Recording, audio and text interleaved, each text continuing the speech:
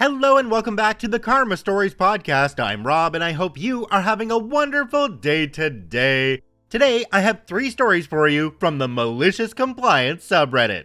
The Karma Stories podcast is published to all major podcasting platforms, and you can also follow along on YouTube under the @Karma Stories podcast handle. Alright, on to the stories, let's jump right in.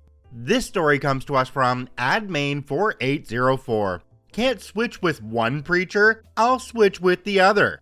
For context, I'm a pastor in a large denomination that takes years to become fully recognized or ordained as a clergy person. There are several interviews with different teams to see if a person is fit to serve. When this story occurred, I was already past 4 steps and working on the last and final step to be ordained. Part of this step required recording and submitting a sermon on one of only a set number of biblical texts. Sermons using outside texts would not be accepted. At the time, I was an associate pastor in a relatively large church, almost 1,000 people on a Sunday between multiple services, and I was initially hired to be one of the primary preachers. However, the senior pastor would set the sermon series, sermon topics, and scriptures for each Sunday. We were asked to stay on theme and on topic for any service in which we preached. Soon after I arrived at this church, the senior pastor, who had been there for many years, announced their retirement. An interim would take their place until the next long-term pastor was selected. We'll call this interim Pastor Richard. The first time I met with Pastor Richard after the former pastor's retirement and his start, he told me that he didn't think I had what it took to be a pastor.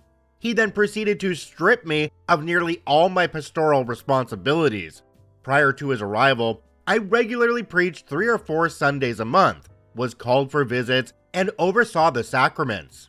After the meeting with Pastor Richard, I was relegated to organizing a team of 125 volunteers, ensuring we had liturgists, ushers, greeters, and parking lot attendants. My preaching was also cut to just once a month at best. And even though I was working on my paperwork for the final step toward ordination, Pastor Richard refused to schedule any of the biblical texts required for the sermon for my ordination paperwork.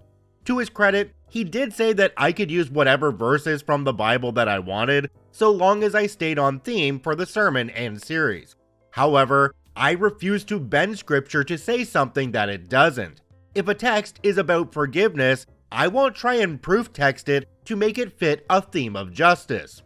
Somehow, every time I was scheduled to preach, the theme of the sermon did not fit any of the handful of texts I was allowed to preach for my paperwork. For anyone curious, it was also a requirement that the sermon be delivered in the church you were serving at the time, meaning I couldn't fill in for someone else in order to complete the task. Eventually, Pastor Richard's intern tenure was drawing to a close. There was one Sunday between his departure and the next senior pastor's arrival. That Sunday was not part of a sermon series and did not have a selected theme. It was preacher's choice. This would have been perfect because I could get at least one sermon recorded for my paperwork to submit. Usually, you'd want to record all of the texts so that you could choose the best one of the group. However, I was not scheduled as one of the preachers for any of the services. The 2 scheduled preachers for Sunday were Greg and Sarah. Greg was not a pastor and was not on track to become a pastor. So I went to Pastor Richard and asked if I could take Greg's place so that I could record at least one sermon for submission for ordination. Richard told me that I could not switch with Greg and he would not allow me to take his place. I agreed that I would not take Greg's place and left his office.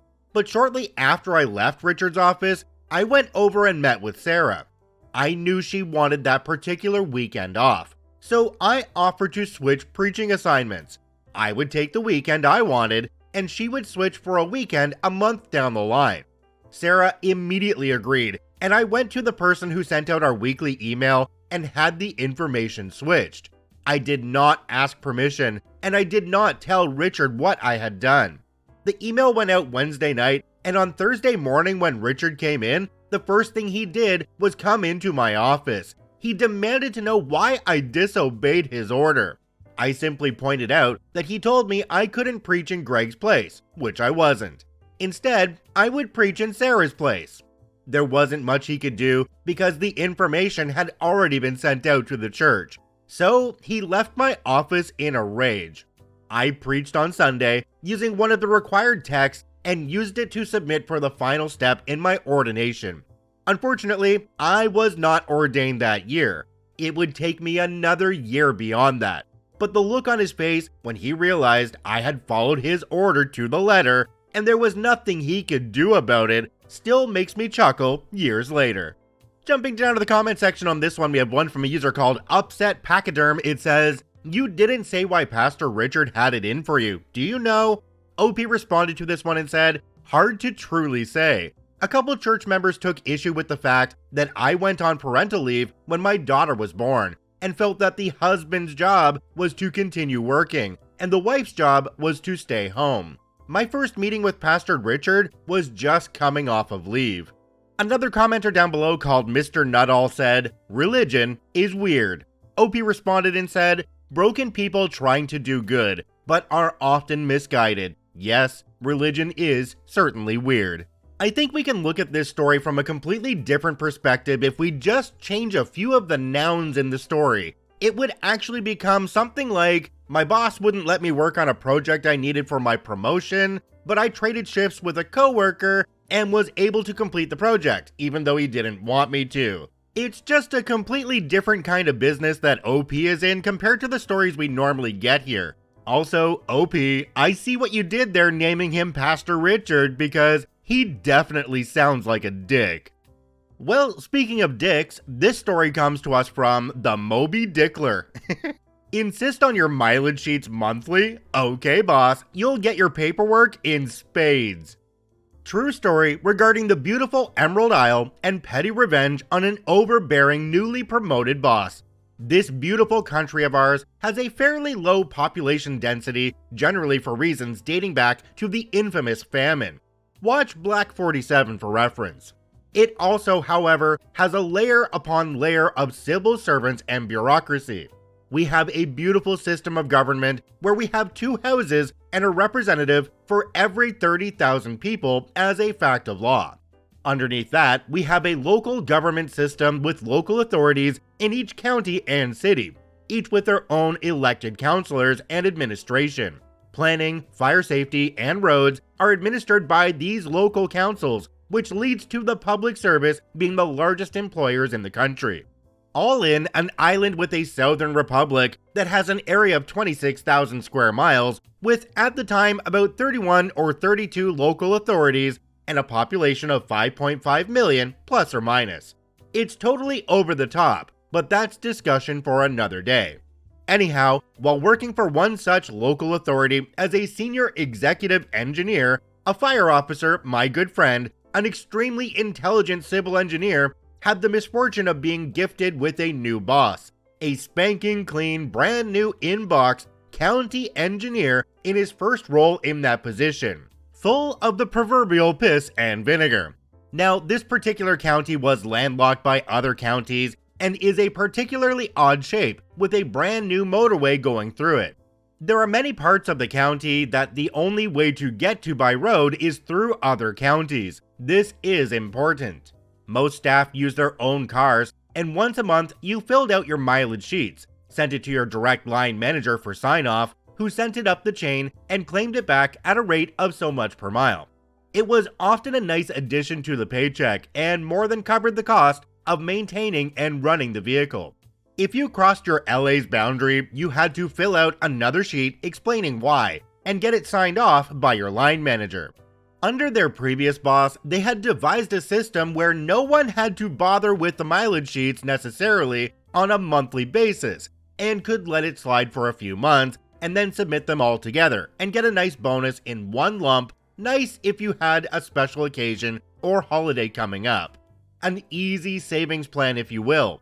No one bothered with the second sheet because you crossed the boundary so many times a week that they became irrelevant.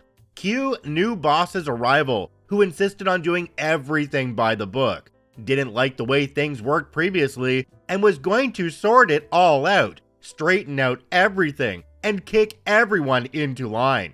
He called everyone into a meeting, explained what he was doing in his best authoritative manner, and insisted on monthly submittal of all expenses and mileage sheets and everything listed down to the finest detail, including reasons for your trips, etc. And they had to be explained fully and in detail, otherwise the mileage sheets would be sent back unsigned. My friend and the rest of the staff went away from the meeting wondering how they were going to deal with this new way of working. After a few days stewing, my friend came up with a solution to the issue and then called his workmates. They had a little discussion amongst themselves about how to deal with things and came up with a plan for petty revenge. Everyone under the direction of the new boss found that the extreme ends of the county is where they were needed to work that month. The staff then slightly redesigned all of their trips so that they crossed county boundaries multiple times a day, 6 days a week. At the end of month 1, this plan culminated with the submission of thousands of permission confirmation sheets to cross the county boundary to be signed by the new CE after his first month. It took him over 4 weeks to get through that batch, and on week 4, after receiving the second month's batch, all the senior staff were called into a meeting, the agenda of which was kept very hush-hush. The only thing that ever came out of that meeting was a quiet word from the senior staff that everything was going back to the way it used to work. A perfect teaching moment and petty revenge combined. Jumping down to the comment section on this one, there's one from a user called Academic Nectarine 94. It says, "If there's anything I've learned from my time working with engineers, it's that you don't want them to stop problem solving and start problem making, laugh out loud. Their entire career is made on figuring out new and innovative things to do. You really don't want that to go the other way and create new and innovative ways of making you hate your life." Another commenter down below called Haddock said, "Nothing quite F's up a working public sector system quite like A. Greenhorns with something to prove, B. Private sector mid-managers who think anything public is covered in bloat and inefficiency. They usually show their incompetence, they cause inefficiency, and either learn to be competent or find themselves looking for something else to F up." OP responded to this one and said, "To be fair, this guy seemingly was a perfect example of a career public servant that had been promoted up and out so many times to get him out of people's way. He hadn't learned on the way up, so they kept moving him up and onward." Yep, that's how it works in a lot of corporate structures. You just fail upwards until you're at the top making the big dollars, and everybody below you does the actual work. You have to admire this guy's dedication though. He did hold on for a full month and didn't tell them to stop submitting them. He worked on them all. I can just see him sitting back with a coffee going, "Yep, this is all I'm doing this month, is working on these darn papers." This story comes to us from Anomalous Floating Chi. "I won't let you cook me alive." I have a second to senior position in my department at work, so theoretically I have my choice of station to go to when I come in, as long as my senior doesn't want it. My senior coworker has a station she always goes to, and it's understood that she likes the third station and I like 7th station. Our stations are even denoted by personal items and magnets. My station is preferred because I have medical issues with overheating, and the floor fan points at that location. My personal items at that station include a backup fan in case the big one just isn't enough. Now, this fan is way quieter than the big fan. The new manager complains about the noise of the big one. I have poor hearing and it doesn't bug me. Recently, the new manager has started stealing my station because the fan in it is quieter. Whatever, it's the least awful thing she's done, so it doesn't matter much to me as long as I'm not there to need the station. Where she crosses the line is stealing my station right at the start of my shift.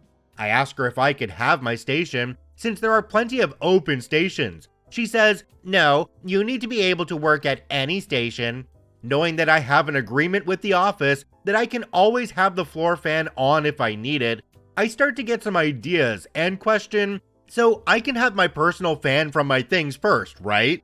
She quickly gives me that awful manager who thinks they're God face, "No, go to your station now and start typing, or I'll write you up for not starting on time. I comply like the peaceful worker drone I am and click on the big fan while going to the station right next to her. At this point, I'm already sweating, but I'm close enough to the fan that I won't pass out. Just then, she clicks the fan off. I sluggishly click it back on. It goes off and on for a whole hour. But at this point, I'm seeing spots, so I give her a heads up. The office says the fan stays on if I need it. She goes to click it right back off. I don't care, this thing is too loud. I'm almost office staff anyway, and things will change around here soon. Within the next 2 hours, I'm unresponsive due to heat sickness. At this point, I've been magically placed in a medical unit for a few hours. I don't know how I got here or who called, but my girlfriend brought my things from work, but all she got out of the managers was that I'm dismissed for a few days. All I know right now is that the new manager has a paradigm report to worry about, and I hopefully get my spot from now on. Jumping down to the comment section on this one, there's one from a user called Yodoshi. It says, "Mate, your manager is just incompetent and harassed you into a heat stroke. Get a lawyer. Demand your ADA accommodations, assuming you're in America. Enjoy your payday. Start with a demand letter when you get back. Since this is their fault, they also owe you for your time out. This is paid leave at their expense."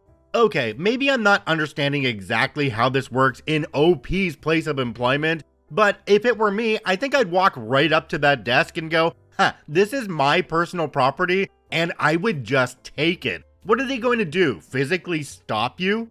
Are they going to report you to someone higher up because those higher up people are the ones that are making the accommodations for you to be there in the first place?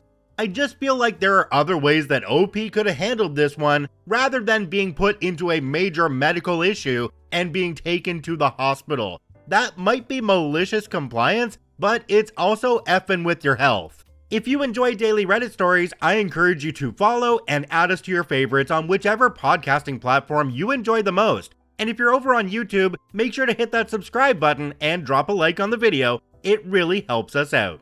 I thank you for watching and listening. I hope you have a wonderful day, and we'll see you tomorrow.